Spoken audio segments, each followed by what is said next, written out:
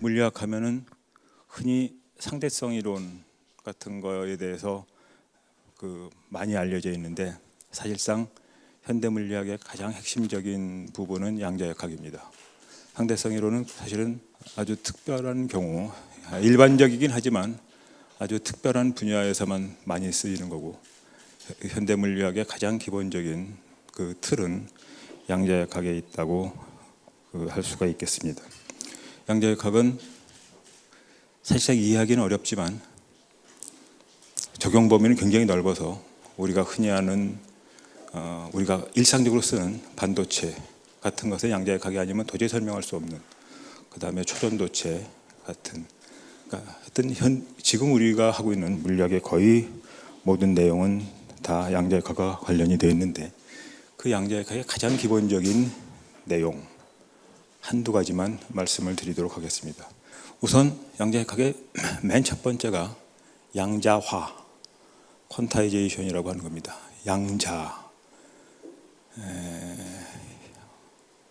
양자라고 하는 것이 우리말로 하면은 알맹이, 알갱이 혹은 덩어리, 그런 것 정도로 번역을 할 수가 있겠습니다. 가장 극적인 예 중에 하나가 빛이 뭐냐라고 하는 건데, 양자역학에서는 빛을 알갱이로 본다고 하는 데서부터 시작을 했습니다.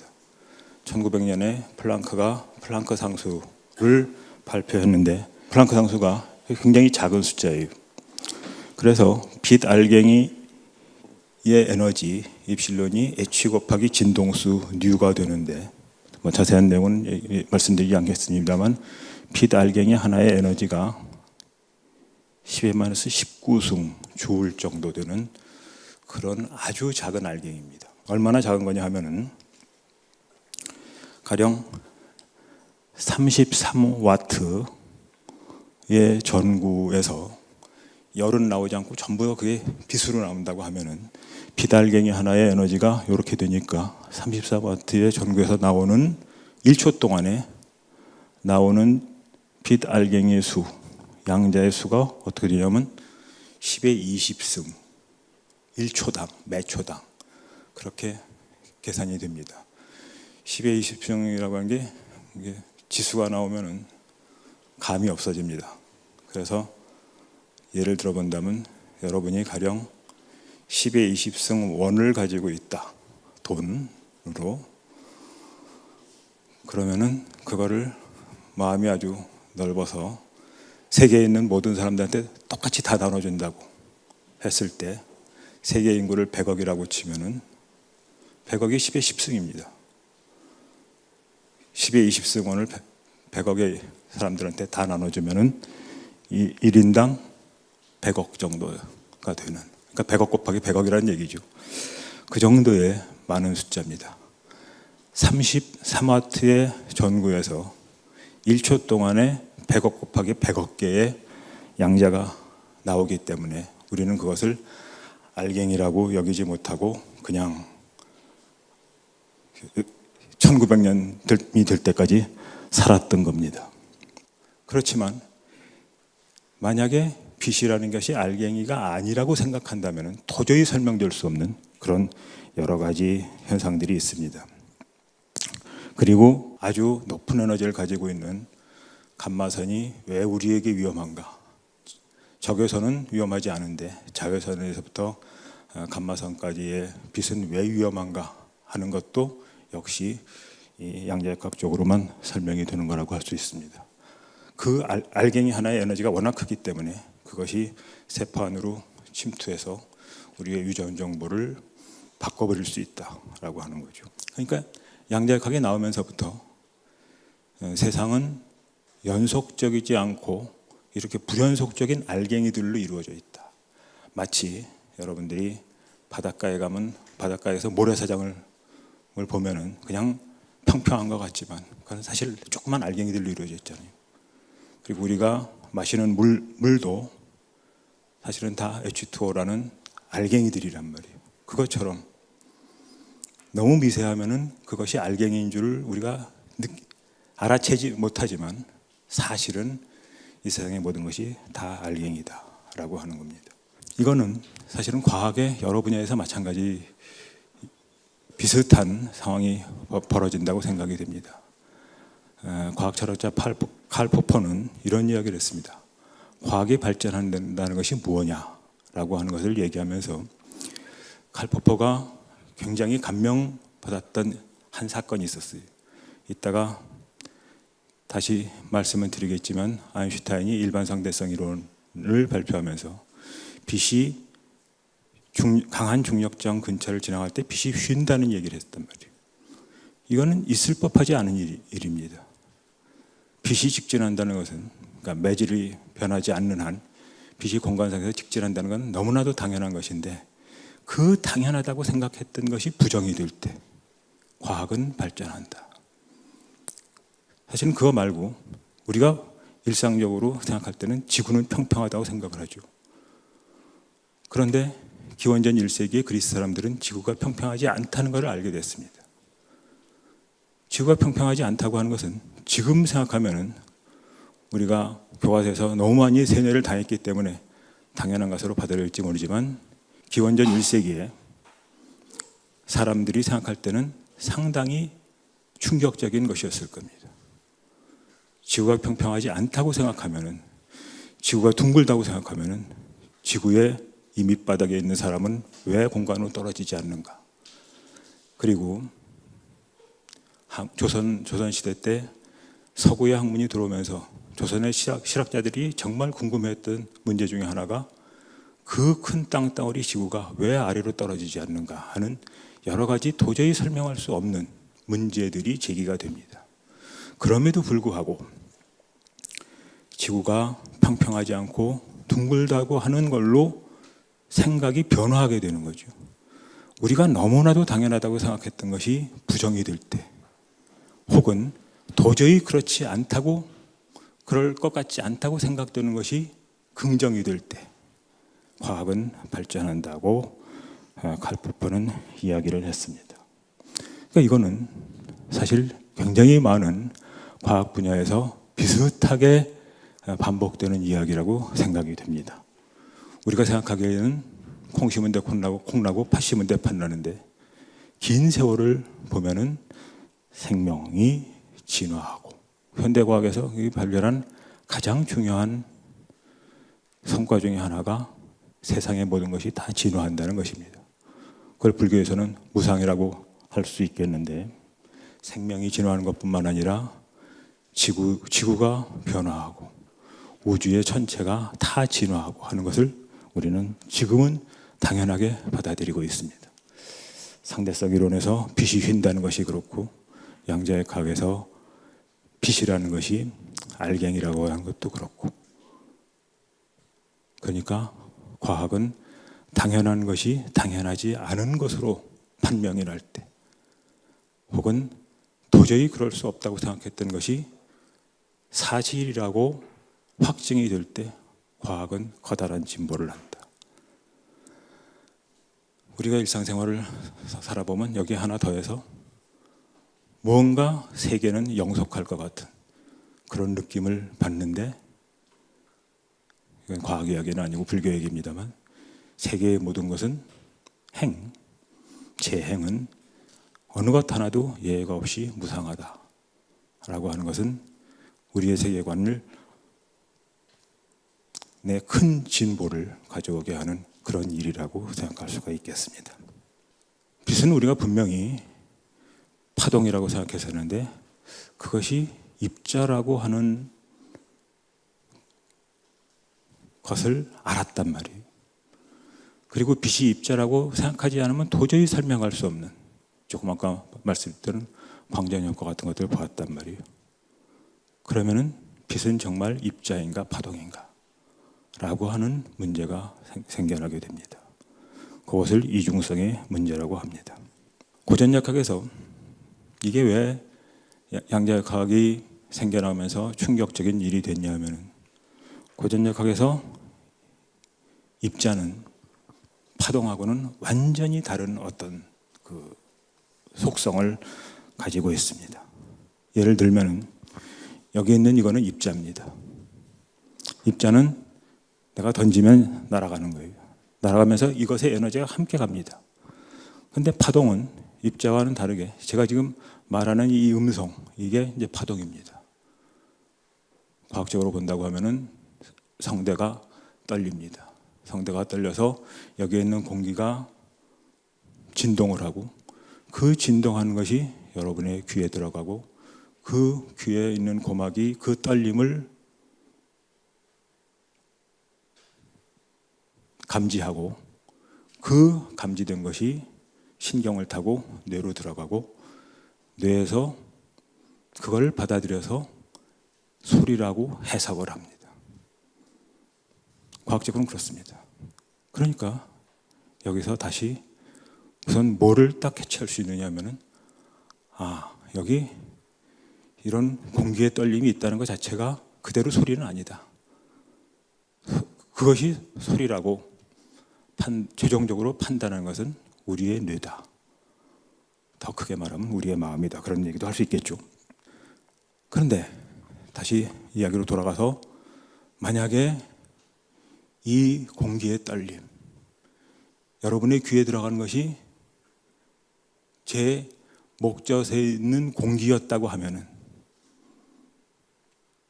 여러분은 제 입안에 있는 공기를 직접적으로 감지하는 거가 되고 그게 여러분의 코로 들어가면은 내가 조금 아까 어떤 차를 마셨는지 냄새를 맡을 수 있을 겁니다. 근데 그렇지 않아요. 그 이유는 뭐냐? 내 목젖에 있는 공기가 여러분의 귀로 들어가는 게 아닙니다. 뭐만 들어가냐면 공기는 여기 있고 공기의 떨림, 그 떨림이라는 에너지만 여러분의 고막을 치는 겁니다. 그러니까 파동이라는 것은 그 파동을 가능하게 하는 입자는 여기서만 움직이고 그 에너지만 전달이 되는 거예요. 그런데 이물체는 던지면은 이물체 자체의 에너지와 이물체 자체와 에너지가 함께 가는. 그래서 입자하고 파동은 완전히 다른 겁니다. 그런데 양자역학에서는 자세하게 말씀드릴 시간은 없습니다만 흑체 복사라든가 광전역학이라든가 컴퓨터 역학 이런 모든 것이 빛이 입자라고 생각해야만 설명되는 현상들입니다. 그런데 빛은 간섭도 해요.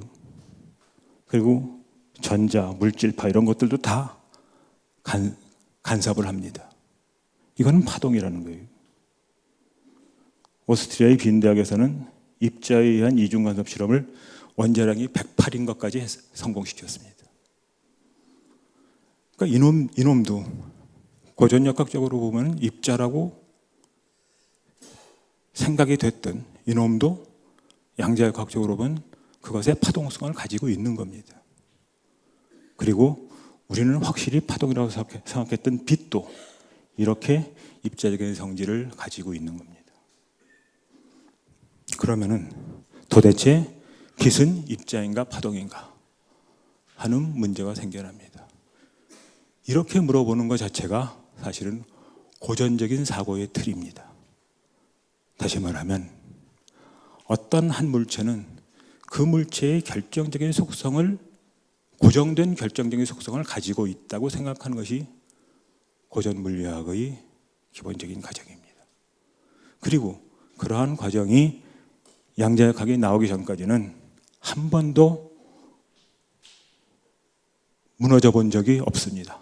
그것에 대해서 의문을 제기하지 않아도 모든 현상이 다 풀렸었습니다. 그런데 양자역학이 나오면서부터 우리가 그 전에 입자라고 생각했던 것은 파동의 성질을 가지고 있고 전자 같은 거요. 그 전에 확실히 파동이라고 믿었던 빛과 같은 것은 입자의 성질을 동시에 가지고 있다라고 하는 것을 알게 된 겁니다. 그러면 우리는 여기서 고전적인 사고의 틀에서는 도저히 해결할 수 없는 문제가 생겨납니다. 이거는 어떻게 보면은 거시적인 세계에서도 우리가 많이 부딪히는 문제일지도 모릅니다. 여러분들이 지금 저의 모습을 보시면 이런 앞모습을 보죠. 근데 제가 돌았으면은 그 다음엔 저의 뒷모습을 봅니다. 여러분들은 그때 어떤 모습이 나의 진짜 모습이냐라고 물어볼 수가 있어요. 근데 전자가 딱 그렇게 행동한단 말이에요. 빛이 딱 그렇게 행동을 합니다. 어떤 상황에서는 전자든 빛이든 입자처럼 행동을 합니다. 어떤 상황에서는 그런 놈들이 파동처럼 행동을 합니다. 다시 말하면 어떤 상황, 어떤 맥락이 맺어지느냐에 따라서 우리가 알고 있는 기본 입자들은 그 상황에 따라서 입자처럼 행동하기도 하고 파동처럼 행동하기도 한다. 그래서 일본의 노벨상 수상자인 도모나가는 이렇게 이야기를 합니다. 양자는 마치 수줍은 처녀 같다. 수줍은 처녀는 가만히 얼굴만 들여다봐도 너무나 부끄러워서 행동이 바뀐다. 제가 이런 얘기를 했더니 어느 분이 요새 그렇게 수줍은 처녀가 어디 있냐고, 수줍은 처녀라고 아니 총각으로 바꾸라고 고민 중에 있습니다. 이거는 우리가 어떤 물체에 변하지 않는 속성을 과연 부여할 수 있는가 하는 심각한 의문을 제기시켜주는 문제가 됩니다. 양자의 강은 물리학에서 최초로 기본적인 입자는 입자도 아니고 파동도 아니다. 다시 말하면 어떤 면에서 보면 우리가 가지고 있는 개념의 한계일지 모릅니다. 우리가 자연세계를 바라볼 때 우리의 개념은 입자하고 파동밖에 없어요. 그래서 어떤 때는 입자구나 라고 생각을 하고 어떤 때는 파동이라고 생각할지도 모릅니다. 그러나 사실은 그 간단한 기본적인 것들조차도 입자와 파동의 다양한 면을 나타낼 수 있는 것, 우리의 개념으로는 포착할 수 없는 그런 것들일지 모르겠습니다. 이것은 사실은 우리가 가지고 있는 의식의 틀의 한계일지 모르겠습니다. 세계를 어떻게 볼 것인가 하는 문제하고 관련이 되는 그런 이야기를 할 수가 있을 것 같습니다. 과연 실제인가? 불교에서 말하는 대로 무아인가? 유물론과 유심론은 넘어가겠습니다. 서구의 세계관을 지배했던 것은 플라톤의 실제론에서 출발한다고 볼 수가 있습니다. 플라톤은 그의 사상적 체계가 소크라테스, 피타고라스, 파르메니데스, 헤라클레이토스에서 크게 영향을 받았다고 러셀은 분석을 하고 있습니다. 피타고라스는 우리가 흔히 수학자로만 알고 있지만 사실은 사고 철학에 굉장히 큰 영향을 미친 중요한 사람입니다. 그는 사고는 감각보다 우월하다, 직관은 관측보다 우월하다고 생각했습니다. 무슨 얘기냐 하면은 여기 원이 있습니다. 우리는 이거를 원이라고 그리지만 이 원은 완벽하신 것일 수가 없습니다. 순수 직관에서의 원은 원의 둘레를 그리는 이 두께조차도 없어야 됩니다. 그런데 우리가 그리는 원은 언제나 완벽한 것일 수가 없습니다. 어딘가 조금이라도 비뚤어진 것일 수밖에 없습니다. 그렇다면 원이라는 것은 이것을 관측함으로써 우리가 알 수 있는 것은 아니다. 그것은 관측 이전에 우리가 직관적으로 파악해야만 제대로 파악할 수 있을 거다라고 하는 것이 피타고라스의 생각이고 이것이 플라톤에 가서 이데아의 관념이 됩니다. 여기에 이 물건이 있기 전에 이 물건의 이데아는 이 이전에 존재하는 거란 말이에요. 이건 굉장히 중요한 얘기입니다. 여기에 있는 실체, 여기에 있는 물건, 여기에 있는 실존의 물건 이거 이전에 이것의 본질이 먼저 있는 겁니다. 이 본질에 의해서 내 앞에 있는 물체가 만들어졌다고 생각하는 것이, 그래서 모든 사물의 본질이 먼저 있다라고 하는, 에센스가 먼저 있다라고 하는 사고가 됩니다. 이것이 파르메니데스는 그래서 실제는 영원한 거다. 그런데 우리가 보는 세계는 다 변화한다. 그렇기 때문에 이거는 실제일 수가 없다. 이거는 다 환영이다. 그리고 헤라클레이토스는 같은 물에, 흐르는 강에 동일한 물에 우리는 두 번 발을 담글 수 없다고 했던 것처럼 감각의 세계에서 모든 것은 다 변화한다. 이런 것을 종합해서 플라톤은 이데아론을 정립을 합니다. 이거하고 극단적으로 대비되는 세계관이 붓다가 제시한 세계관입니다. 무아죠.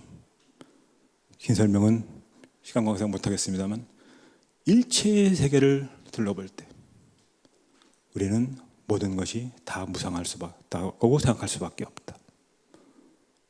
그래서 다시 관련된 얘기가 나오겠습니다만, 모든 것은 연관과 의존의 연기의 망에 의해서 형성이 된다.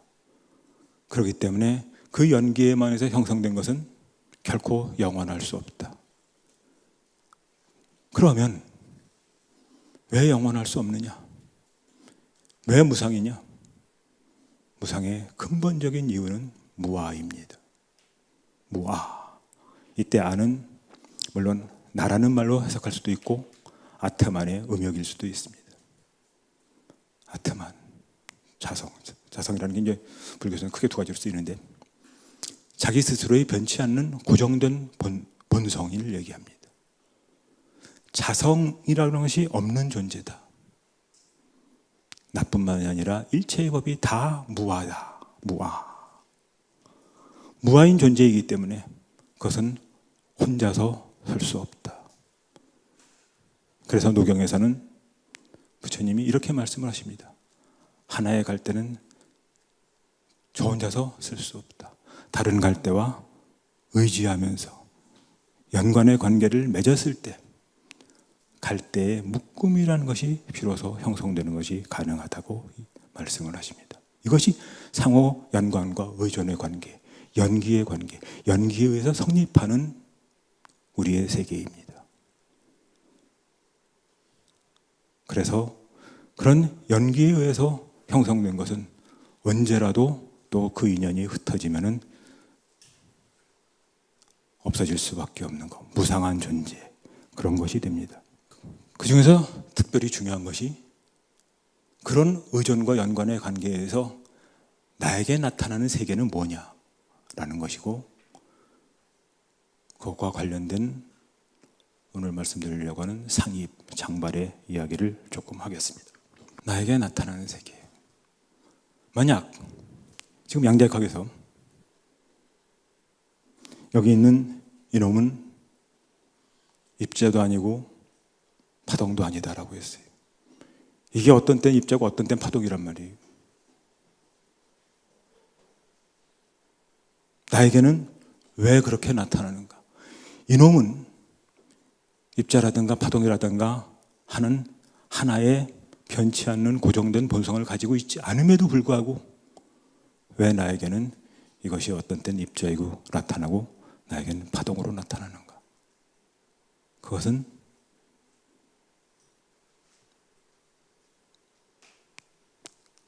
간단하게 말하거나 심오하게 말하거나 상관없이 다 똑같이 인연이 어떻게 성립하느냐에 따라서 그러는 것일 뿐입니다. 나중에 다시 이야기를 하겠습니다.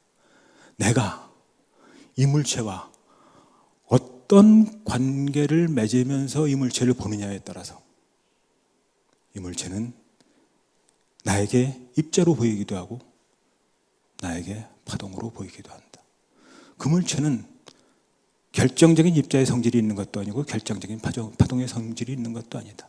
그거는 그냥 무하다. 그 무아인 존재가 나하고 만나면서 나에게는 어떤 때는 입자로 나타나고 어떤 때는 파동으로 나타난다. 천수경에서는 그러죠. 죄무자성 종심기. 죄라는 것도 자성이 없다. 다만 마음을 따라서 성립하는 거다. 거기 죄에다 다른 거 다 집어넣어도 마찬가지가 됩니다. 일체의 모든 것이 다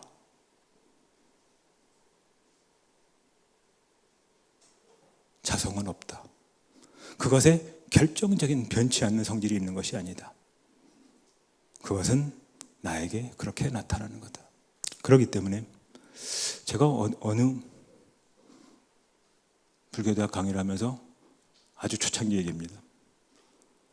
어떤 분이 질문을 해요. 바닷물이 왜 짜냐고. 딱 생각나는 게 과학적인 생각밖에 안 났더란 말이에요. 무기염류가 땅에 있는 것이 물에 녹아서 바다로 들어가고 물은 증발하고 그것이 바닷속에 쌓이고 그 중에 염화나트륨이라는 놈이 있어서 그것이 짜게 한다. 근데 정말 그럴까요? 그게 바닷물이 짜다는 것에 설명의 전부가 될 수 있느냐? 집에 오는 전체를 생각해보니까 그게 아니란 말이에요. 고등어가 바닷물이 짤까? 고등어한테 한번 물어보세요. 안 짤 겁니다. 저도 못 물어봤습니다만. 그건 뭐예요? 짜다는 걸 우리가 짜다는 건 혀에 오는 자극이에요. 과학적으로 보면. 그게 뇌에 전달돼서 해석을 하는 겁니다. 화엄경에서는 이렇게 얘기를 합니다. 삼계가 다 허망하고 하나의 일심이 만든 것뿐이다. 마음은 아주 재주가 많은 화가와 같아서 여러 가지의 오온을 그려낸다. 일체의 세계 중에서 이와 같이 만들어지지 않은 대상, 법은 없다. 만약에 3세의 모든 부처님이 무엇인지를 알고자 한다면 응당 이렇게 관해야 한다. 마음이 모든 열애를 만들어냈다고 관해야 한다. 멋있는 말이죠. 이게 양자각이 우리한테 하나의 키를 준 거죠. 여기 있는 대상은 결정적으로 무아적인 존재다. 여기의 대상이 나한테 나타나는 것은 나에게 나타나는 세계입니다. 일체의 세계는 내 마음이 그려내는 거다. 다시 말하면 주관과 객관이 어떤 방식으로 어떻게 만나느냐에 따라서 결정되는 것이지 여기에 있는 이것에 의해서 만들어지는 것도 아니고 내 주관이 마음대로 그리는 것도 아니고 둘의 말하자면 합작품이다. 그래서 근본경전에서는 이렇게 얘기합니다.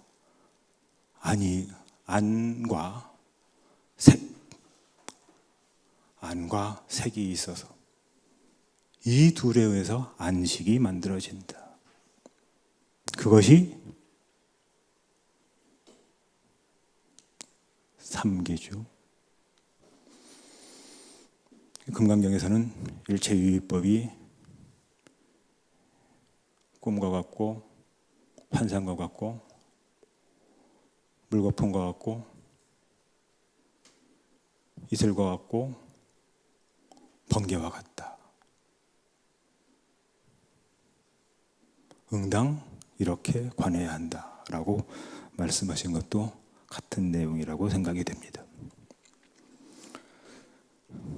그래서 3부에서는 중첩과 측정. 지금 여기까지는 이중성에 대해서 얘기한 겁니다.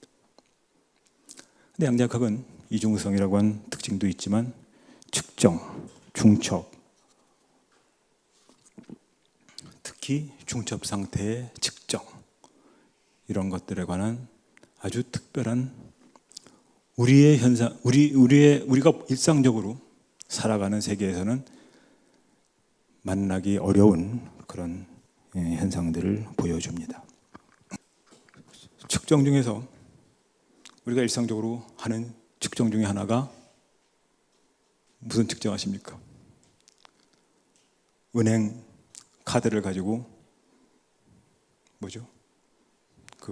거기 가서 집어넣고 잔고가 얼마였나 확인하는 것, 그것도 일종의 측정입니다. 이 측정은 어떤 특징을 가지고 있냐면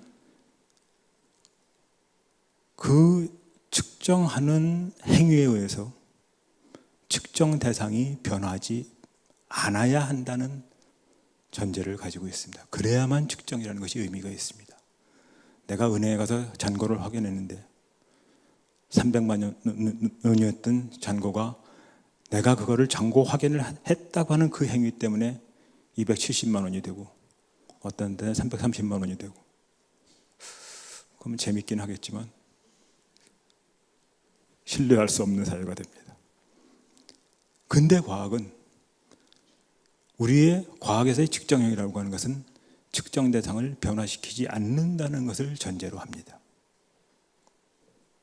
그런데 양자역학은 좀 다릅니다. 여기에 전제가 하나 있다고 생각을 해보겠습니다. 전제가 하나 있으면 이 전제가 어디 있는지를 측정을 하려고 해요.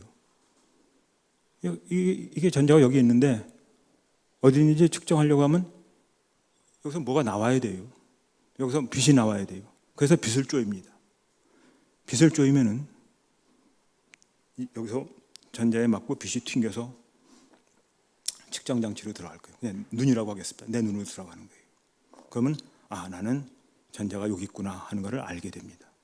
그런데 양자역학의 대상은 너무나도 가벼운 것이어서 빛을 쪼였다는 그 사실 때문에 이게 전자에게는 충격이 됩니다. 빛을 쪼이면 빛이 튀어나오긴 하지만 이 빛을 쪼여서 튀어나왔다는 사실 때문에 전자는 딴 데로 갑니다. 그래서 나는 전자의 위치를 알려고 빛을 쪼였는데 전자의 위치를 측정한다는 그 행위 때문에 전자 위치를 알 수 없게 되는 한계 상황에 봉착하게 됩니다. 그래서 여러분이 고등학교 때 아마 화학 시간에 전자구름이라는 거를 교과서에서 보셨을 것 같은데요. 기억이 안 나실지는 모르지만 전자는, 원자 핵 주위를 도는 전자는 태양 주위를 도는 지구와는 다릅니다. 태양 주위를 도는 지구는 명백한 궤도가 있습니다. 그런데 전자는 이것의 위치가 어딘지 몰라요.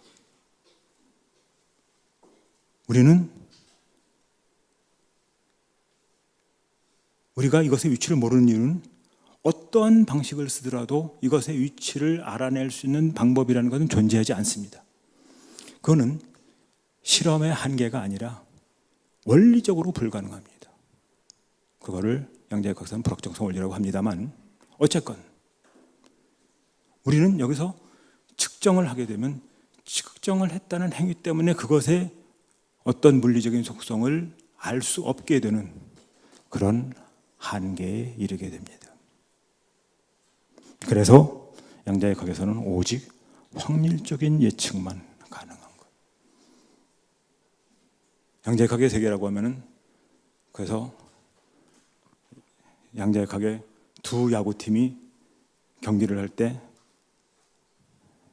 양자역학의 한 타자가 공을 쳤어요. 그럼 우리가 막 박수를 열심히 치고 하면은 그게 땅볼이 될 게 홈런이 될 수도 있는 그런 세계가 양자역학의 세계입니다. 양자역학의 측정은 그래서 우리들이 알 수 있는 인식 세계의 근본적인 한계를 보여주는 것이다. 그것이 중첩하고 연결되면 더욱 기묘한 이야기가 됩니다. 이거는 제가 잠시 일어서 하겠습니다. 이게 저의 앞모습입니다. 양자에서 보면 이 앞모습은 왼쪽과 오른쪽의 중첩이에요. 여기 전달이 좀 잘 안 될 것 같은데, 그런데 이 왼쪽이라고 하는 것은 앞과 뒤의 중첩입니다. 나는 지금 전자라고 하겠습니다. 이 전자가 앞인지 뒤인지를 보려고 하는 게 아니에요. 왼쪽인지 오른쪽인지를 보려고 하는 의도로 실험 장치를 만들어 놓고 왼쪽인지 오른쪽인지를 측정을 하려고 합니다. 그러면 앞으로 있는 놈은 왼쪽과 오른쪽의 중첩인데, 측정을 하게 되면은 왼쪽이나 오른쪽의 어느 하나로 나타나게 됩니다. 그래서 수업 시간에 이렇게 얘기합니다. 내가 지금 이 자리에 앉아 있는데, 이 자리에 앉아 있는 이 상태와 운동장에 나가서 뛰노는 상태, 그 상태의 중첩인 상태, 그것이 양자의 세계다. 이거 정말 그렇습니다. 그래서 앞이라는 상태에 있는 대상을 놓고 앞뒤를 측정하면 그냥 앞이 돼요. 그런데 이놈이 좌인지 우인지를 측정을 한다 라고 하면은 이게 좌가 되거나 우가 됩니다. 그 확률이 50%씩입니다. 그래서 놀라운 반전이 일어납니다. 그래서 좌가 됐다고 쳐요. 좌라는 측정 결과가 나왔습니다. 그것에 대해서 이번에는 앞인지 뒤인지를 측정을 합니다. 그러면은 앞이 되거나 뒤가 되거나 합니다. 그런데 여기서 우리의 일상생활에서는 도저히 일어나지 않는 현상이 하나 생깁니다. 아까 처음에 앞이었던 놈이 측정을 하면은 왼쪽이 되거나 오른쪽이 되고, 그 왼쪽이 된 놈에 대해서 앞인지 뒤인지를 측정을 하면은 앞이 될 수도 있고 뒤가 될 수도 있습니다. 근데 분명히 측정 전에 이놈은 앞이었던 놈입니다. 앞이었던 놈이 이 측정을 했다는 것 때문에, 이 측정을 하면서 왼쪽이 됐다고 하는 과정 때문에 그 다음에 측정을 하면 심지어는 뒤가 될 수도 있다.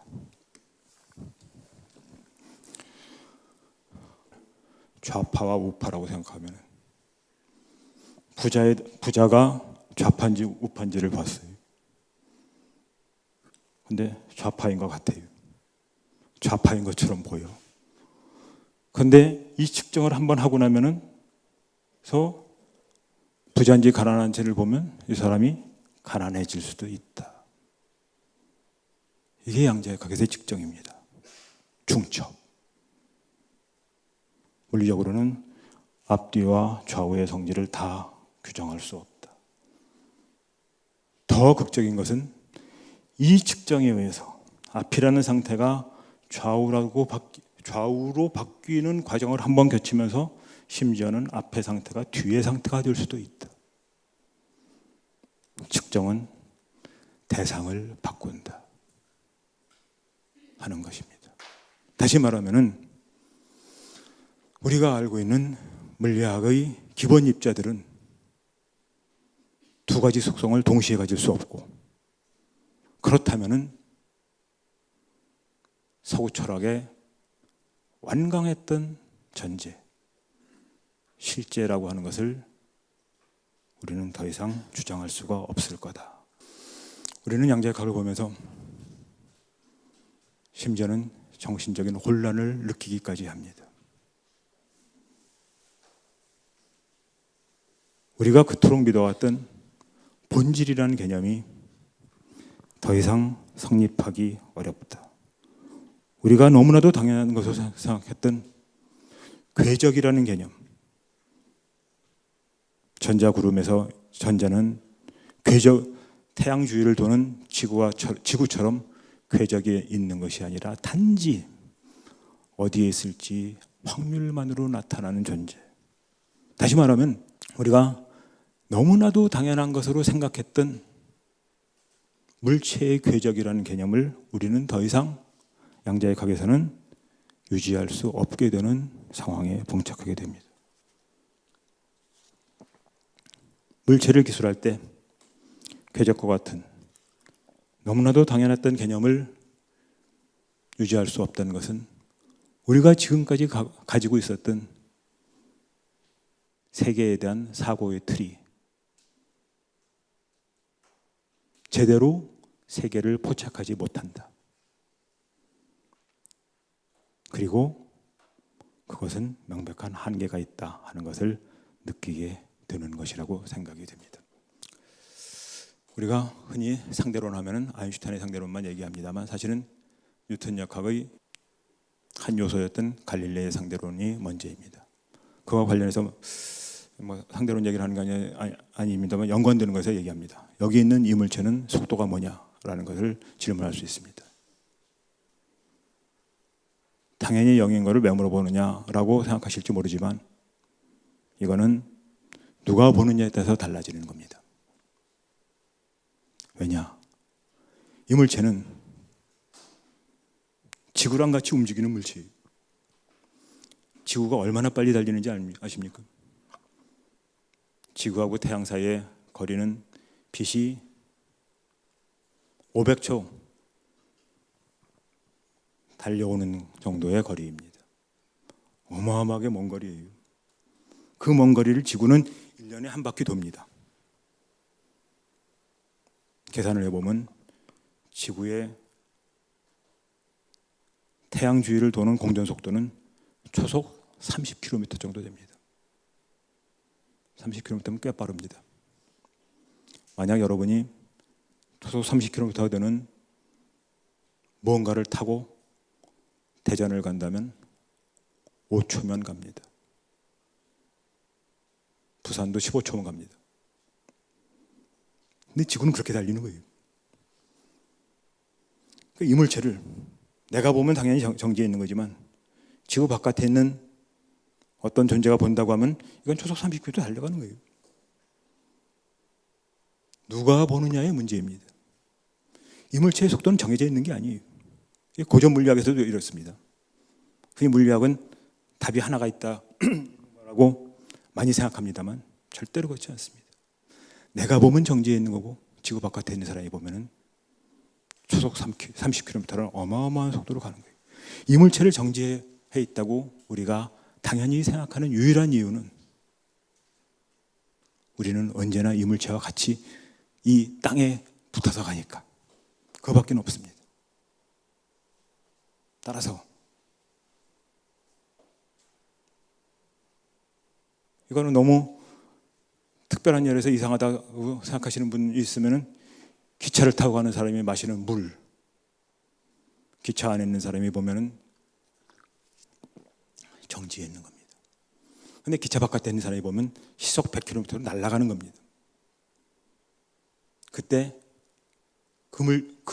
이 컵 안에 들어있는 물을 정지해 있다고 하는 사람도 맞는 거고 시속 100km로 날아간다고 생각하는 사람도 많습니다. 문제는 누가 보느냐에 따라서 달라진다. 그래서 대상은 그 하나의 결정적인 속성을 가지고 있는 것이 아니다. 물리적인 성질을 가지고 있는 것이 아니다. 누가 관측하느냐에 따라서 달라지는 거다. 그러나 어쨌건 고전적인 상대론과는 달리 아인슈타인의 상대론에서는 관측자에 따라서 시간과 공간마저도 달라집니다. 일반 상대성 이론에 가면은 태양이 있을 때 실제 별의 위치는 여기 있지만 이 빛이 휘어가지고서 내가 보기에는 마치 별이 여기 있는 것처럼 보이는 시공간이 휘어지는 상태도 가능해집니다. 그래서 뉴턴 역학에 영향을 받았던 칸트는 공간이나 시간이라는 것은 경험에 의해서 추상될 수 있는 개념이 아니다. 그거는 선천적으로 자명한 거다라는 이야기를 했습니다만 그것이 현대의 아인슈타인의 상대론에 와서는 부정이 되는 것이다. 또 하나의 극적인 예 하나만 소개한다면 상대론적 양자역학. 그래서 진공이라는 것이 무엇이냐? 이것은 상대론적 양자역학을 완성한 디락이 1930년입니다. 설명한 예 중에 하나입니다. 그 사람은 이렇게 이야기를 합니다. 어항에 있는 물고기가 이 어항 안에 아무런 공기방울도 없다면 그러면은 아무것도 없는 것처럼 볼 거다. 그러나 그와 달리 이 어항에 공기방울이 있으면 이 물고기는 무언가 있는 것처럼 볼 거다. 공기방울은 물이 없다는 것입니다. 그런데 물이 없는 것을 오히려 이 물고기는 무언가가 있는 것으로 보고 물이 꽉 차 있는 이거는 없는 것처럼 본다. 그래서 이게 우리가 보는 진공이라는 거죠. 진공은 어느 에너지 레벨 이하로 물체가 꽉 차 있는 그런 상태가 상대론적인 양자역학에서의 진공입니다. 그런데 여기에다가 이 진공인데다가 강한 감마선을 쏘여주면은 여기에 있는 물방울이 위로 올라가면서 여기 물방울의 없음이 상태가 만들어집니다. 그것을 물리학에서는 쌍생성이라고 합니다. 반입자가 만들어지는 거예요.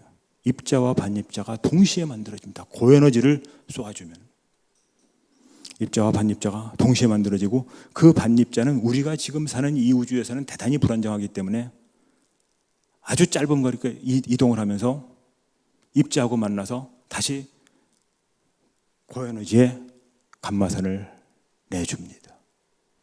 굉장히 공상소설에나 나오는 이야기 같은 이 얘기가 사실은 암의 위치가 어딘지를 판단하기 위해서 쓰는 PET라는 의료장비에서 활용이 되는 겁니다.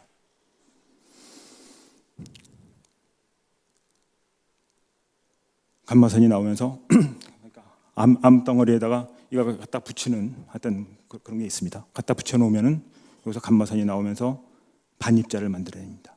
반입자가 0.3mm 가기 전에 빛을 내버려요. 그 빛이 나오는 것을 측정을 함으로써 이건 지금 실용화되어 있는 의료기기입니다. 그 빛이 나오는 것을 측정함으로써 암세포의 위치를 아주 정확하게 판단할 수 있는 것이 PET입니다. 이것이 상대로 양자역학이 이야기하는 거예요. 그러니까 우리는 황당한 얘기가 아닙니다. 우리는 이렇게 충만하게 완전히 꽉 찬 세계에 아무것도 없다고 보게 되는 그런 세계 혹은 그런 감각을 가지고 있는 게 우리다. 진공이라는 것은 아무것도 없는 게 아니다 하는 것이 상대론적 양자역학의 진공입니다. 다시 말하면 우리는 꽉 차 있는 것을 아무것도 없다고 보고 오히려 없는 것을 반입자가 있다고 보는 그런 세계. 다시 말하면 존재의 유무조차도 그것이 존재한다거나 존재하지 않는다고 판단하는 것은 결국 우리의 마음에 와서 만들어지는 거다라고 하는 것입니다. 그래서 정리를 하면은 고전물리학과 현대물리학은 고전물리학이 강하게 객관성, 실제 혹은 좀 더 강하게 말하면 실체라는 것을 주장을 한 것이라고 하는 세계관이라면 현대물리학의 세계관은 측정, 나에게 어떻게 보이는가, 나에게 어떻게 나타나는가 하는 그런 거죠.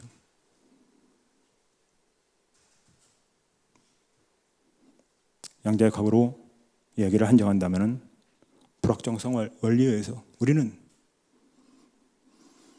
원리상, 실험을 잘못해서가 아니라 원리상 대상의 속성을 완벽하게 파악할 수 없는 그런 관측의 한계를 가지고 있는 그런 세계에 살고 있다.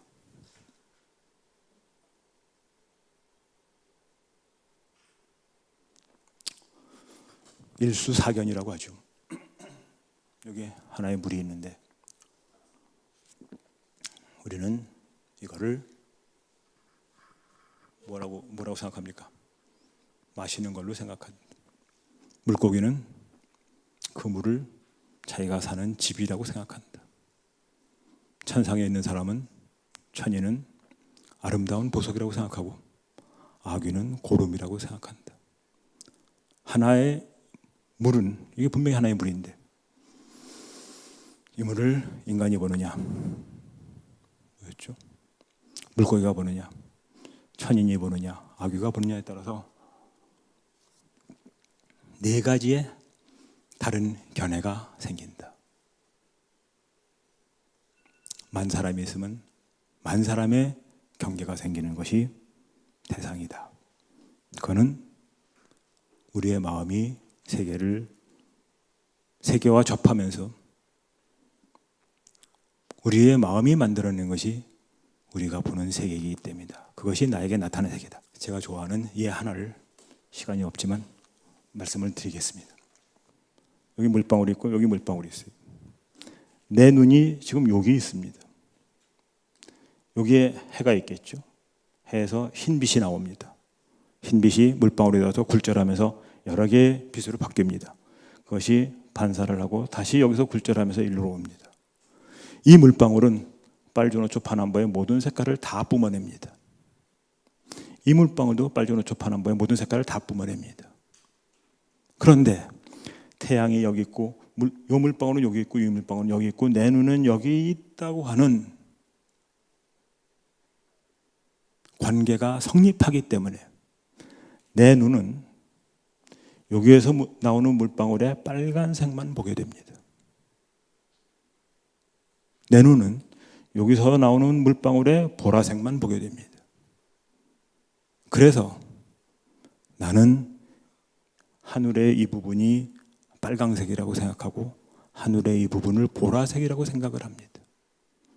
그래서 나에게는 하늘의 이 부분이 빨강색으로 나타나고 하늘의 이 부분이 보라색으로 나타내서 무지개가 하늘에 보이는 겁니다. 무지개가 보이는 것은 이 물방울이 빨강색이어서가 아니에요. 이 물방울은 빨강색에서 보라색까지 모든 색을 다 보내줍니다. 이 물방울도 보라색이 아니에요. 근데 태양과 물방울과 나의 위치가 어떻게 설정되느냐에 따라서 나에게는 이 물방울은 빨강색, 이 하늘의 이 부분은 붉은색이 되고 하늘의 이 부분은 보라색이 됩니다. 이 물방울은 무화적인 존재예요. 빨강도 아니고 보라도 아닙니다. 그런데 나에게는 이러이러한 연기의 관계가 성립하기 때문에 나에게는 빨강색이다. 이거는 나에게 보라색이다. 아주 고전적인 이야기이지만 그렇습니다. 나에게 만들어지는 안식은 그래서 세계가 어떤 연관 구조에 의해서 지금 이 순간 만들어졌느냐에 따라서 결정되는 거다. 마음은 여러 가지의 오온을 다 만들어낸다 하는 겁니다. 무아의 존재, 나도 무아의 존재입니다. 무아의 존재가 어떤 관계가 성립되느냐에 따라서 무지개가 나타난다. 그리스의 세계관은 다릅니다. 이게 미학 얘기를 하려고 하는 겁니다.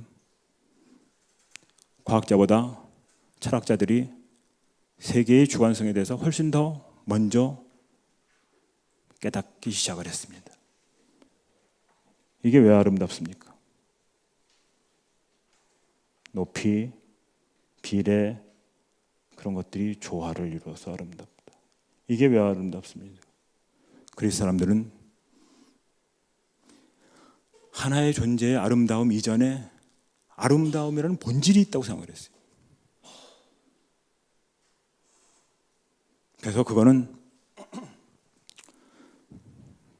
배열,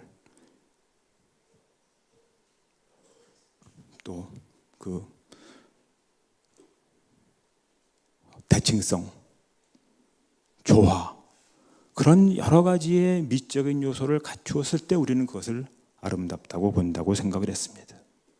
다시 말하면 아름다움의 본질이 먼저 있는 거예요. 만약에 그리스 사람들이 생각했던 것처럼 조화, 균형, 대칭, 배열, 비례에 의한 것만이 아름다움이라고 한다고 하면, 여기서 이제 철학자들이 반성을 하게 되는 겁니다. 하늘에서 빛나는 별 하나, 그걸 우리는 아름답다고 보지 않느냐? 간단한 얘기만 드리겠습니다. 거기에 어떤 조화가 있느냐? 어떤 균형이 있느냐? 대칭성이 있느냐? 배열, 비례, 그런 거 없다. 그럼에도 불구하고 금성이 떴을 때 우리는 그것을 아름답게 본다. 여기서 미학자들은 근본적인 반성을 하게 됩니다. 미의 근원은 대상에 있는 것이 아니다. 그 대상이 나에게 어떻게 다가오느냐에 따라서 다른 것이다 하는 겁니다. 그래서 고전주의적으로 세계를 본다고 하면은 이성과 격식, 절대적인 진리, 보편적 질서, 에센스, 본질. 그러나 우리는 그렇지 않다는 것을 점차 깨닫게 됩니다.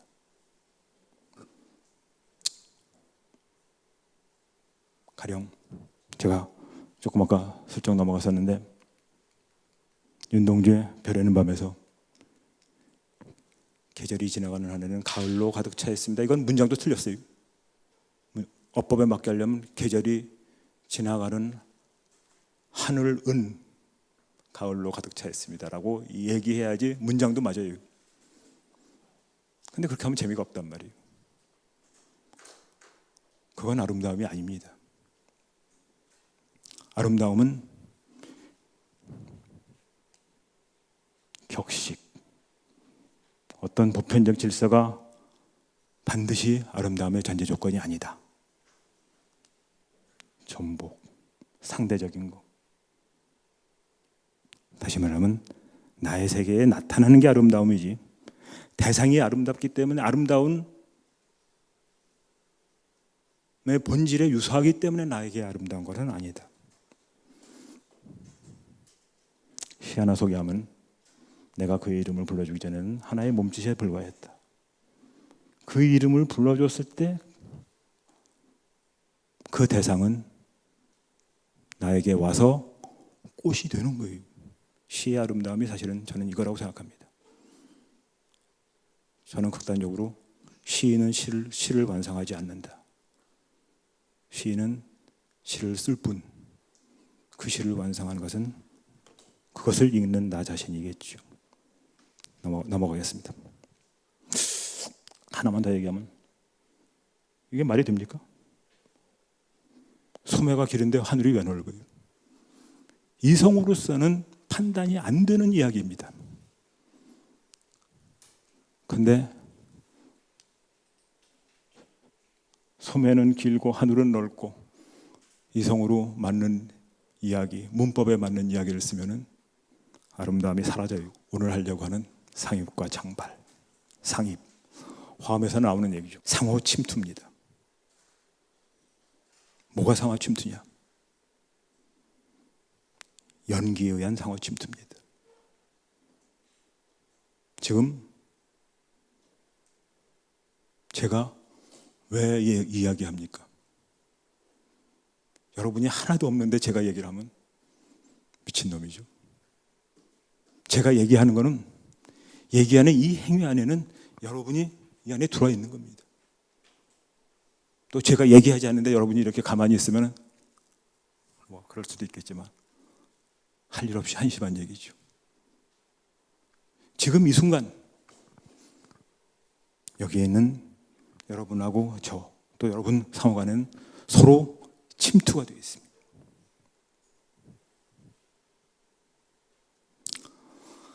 과학에서의 예를 들어보겠습니다.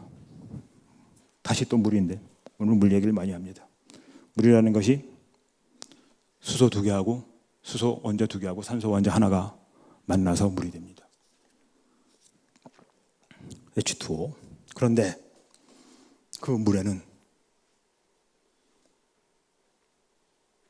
산소 원자나 수소 원자를 아무리 들여다봐도 그 안에 없는 성질이 만들어집니다. 과학적으로 얘기하면 수소 원자 2개가 있고 산소 원자 하나 있으면 수소 원자의 전자가 산소 원자에 뺏겨요. 그러니까 산소 원자가 마이너스가 되고 수소 원자가 플러스가 됩니다. 이 극성이, 이건 아주 제일 간단한 얘기입니다. 2개의 수소 원자와 1개의 산소 원자가 만나면서 생깁니다. 연관의 관계에 의해서 생깁니다. 이 극성 때문에 물은 대체적으로 한 50개의 분자가 같이 뭉쳐서 또 돌아다닙니다. 이 물의 성질은 수소 원자와 산소 원자에는 절대로 찾아볼 수 없는 성질입니다. 수소 원자와 산소 원자가 만나고 의지한다는 인연에 의해서 물이 만들어져요.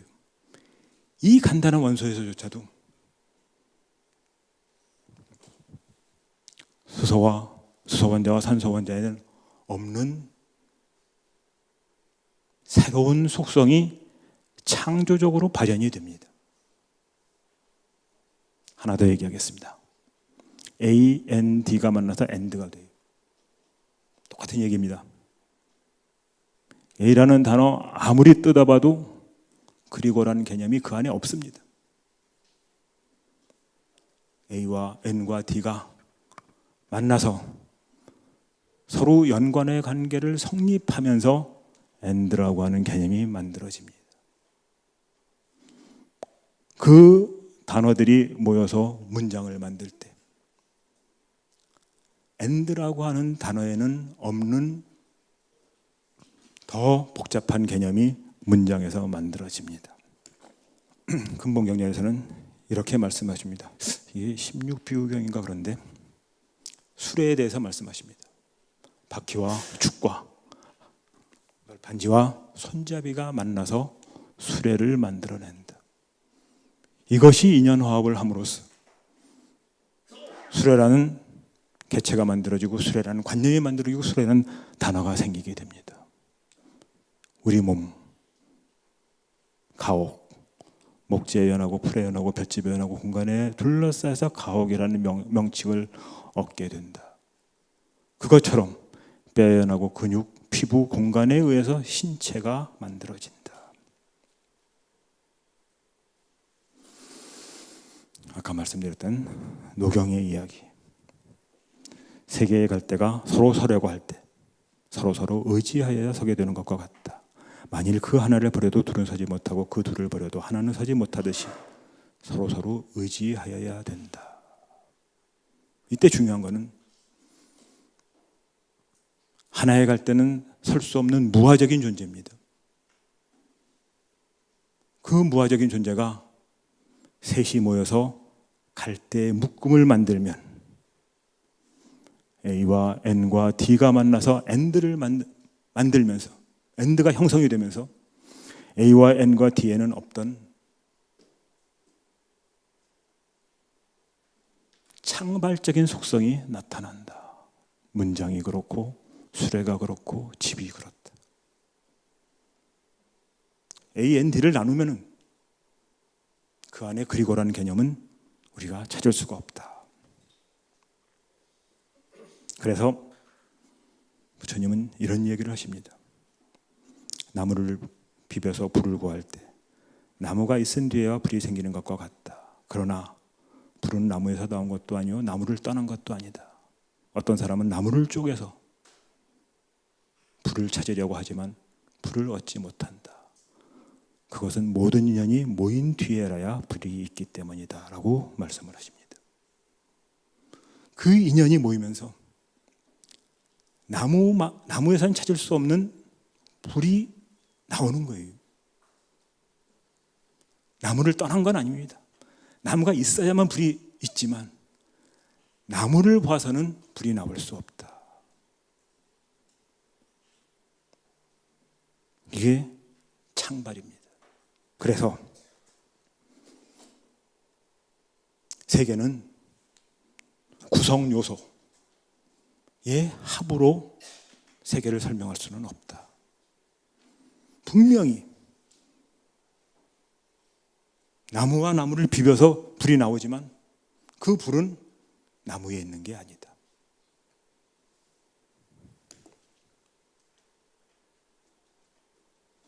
이게 연기이고 상입에 의한 창발입니다. 화음의 이야기를 잠깐 하겠습니다. 걸어가는 곳. 어떻게 걸어갑니까? 걷는다는 것은 그냥 쉽게 생각하면 내 뼈가 있고 근육이 있으니까 당연히 걷는 거 아니냐. 그러면은 왜 얼음 위에서는 못 걷습니까? 물리적으로 보면은 내 발이 땅을 미는 거예요. 땅이 밀어주는 거예요. 얼음 위에서는 내 발이 땅을 밀지를 못해요. 그러니까 얼음이 나를 밀어주지 못하는 거예요. 화엄에서는 이렇게 얘기를 합니다. 걸어가려는 인이 있어요. 그리고 그 인이 걸어간다는 동작이 할 수 있는 과로 맺어지게끔 도와주는 것들이 있는 거예요. 걸어가려는 인, 그리고 그 걸어감을 가능하게 하는 연이 성립돼야지 걸어간다는 과가 있게 됩니다. 이거는 보다 쉬운 예에서 보면은 씨앗이 있고 씨앗이 싹을 맺게 하는 여러 연이 있어야 싹이 생성될 수 있다는 것과 똑같은 얘기입니다. 이 인이 씨앗이라고 하면 더 쉽습니다. 씨앗이 수분이라든가 땅이라든가 하는 것이 연의 역할을 가능하게 할 수 있어야 합니다. 수분과 땅이 동시에 있어도 거기에 돌멩이 집어넣으면 싹이 안 난단 말이에요. 싹이 있다고 하더라도 수분과 땅과 온도가 적절하지 않으면 싹이 안 난단 말이에요. 이는 연의 역할을 가능하게 하고 연은 인의 역할을 가능하게 해서 이는 연의 역할이 가능함으로써 과를 맺을 수 있게 하고 연은 인의 역할이 성립하여 과를 맺을 수 있게 함으로써 인과 연이 되는 겁니다. 그러니까 여기서 내가 좀 기본적인 설명 먼저 하는데 불교에서 인과 연은 인은 직접적인 원인, 연은 간접적인 원인이라고 생각이 됩니다. 씨앗은 싹의 직접적인 원인이고 연은 씨앗이 싹이 되게 하는 여러 가지 요소들이죠. 그래서 그런 의미에서 봤을 때 이런 직접적인 원인과 간접적인 원인은 서로 인은 연을 가능하게 하고 연은 인을 가능하게 하는 그런 겁니다. 양자 거기서는 어떤 거를 측정을 해요. 그 측정을 할 때 측정이 가능하게 하는. 그래서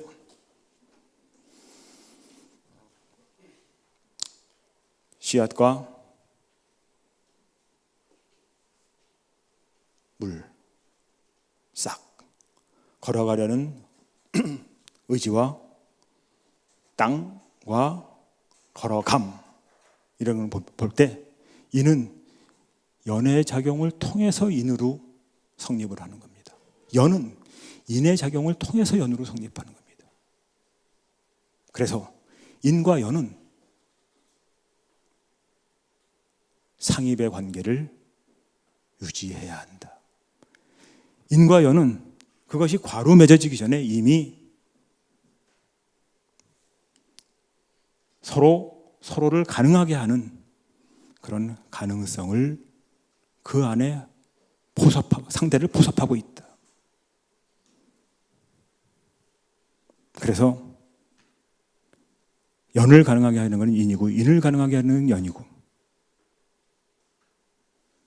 그런 상입이 연기의 전제 조건이다.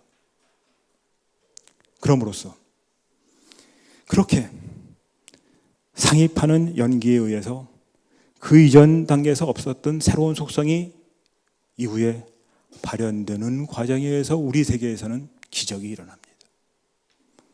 우리가 아는 세계는 92개의 원소밖에 없습니다.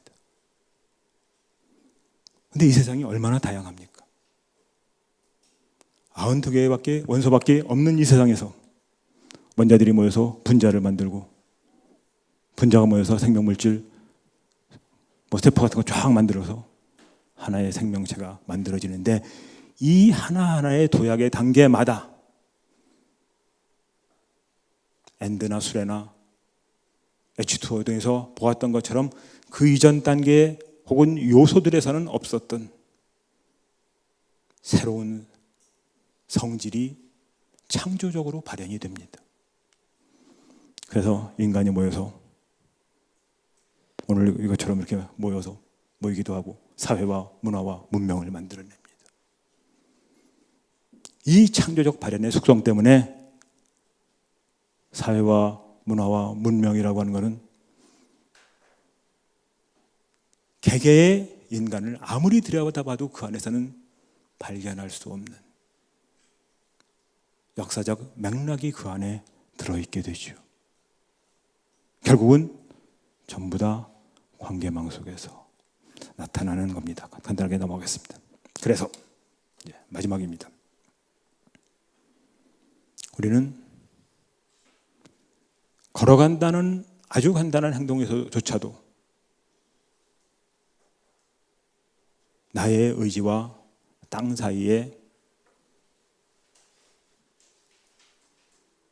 인과 연의 상입, 거기에서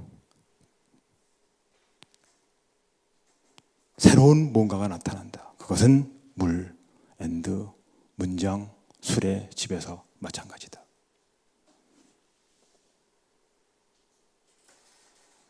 그래서 화엄의 3조 법장 스님은 오교장에서 석가래가 집이다. 무슨 말이냐? 더 좋은 예가 우리들의 심장입니다. 심장이 뭐예요? 순환기관의 핵심인데, 이 심장 따로 딱 떼어놓고 보면은 그냥 근육덩어리입니다. 심장이 아니에요. 석가래는 나무 조각인데 그것 따로 하나 딱 떼어놓으면 그냥 나무 조각이죠. 우리가 뭐를 석가래로 하느냐? 그 나무 조각이 집에 그 부위에 딱 들어가 있을 때 집의 모든 것이 다 그거 하나로, 그것이 석가래가 되게끔 거기에 침투하는 겁니다. 상입하는 겁니다. 그런 상입이 있었을 때 집에 그 부위에 딱 있는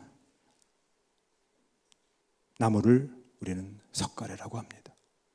따로 떨어져 나왔을 때 그건 그냥 나무 조각이에요. 그러니까 우리가 석가래라고 말하는 그놈은 그놈 안에 이미 집에 모든 것이 다 들어가 있다. 그래서 법장 스님은 석가래가 집이다. 그러면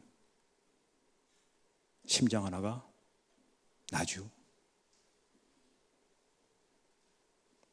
생명 전체죠. 그 생명이 유지된다고 하는 것은 이 전체 세계 안에서만 비로소 가능한 거기 때문에 내 안에는 이미 이 우주 전체가 다 들어와 있다. 그래서 의상 스님은 일미진중함시방, 하나의 아주 작은 티끌 안에 세상의 모든 것이 다 들어있다라고 말씀을 하셨습니다. 법정 스님이 석가래가 집이다라는 건 똑같아요. 그래서 시편문의 10번째 탁사현법 생해문, 사물에 의탁해서 진리의 법이 그대로 드러나는 것이 비로소 가능해지리라고 생각을 합니다. 그런 이유는 우주를 구성하는 일체의 모든 것이 서로 상입하는 연기의 구조를 가지고 있기 때문이다. 이상으로서 오늘 강의를 마치겠습니다.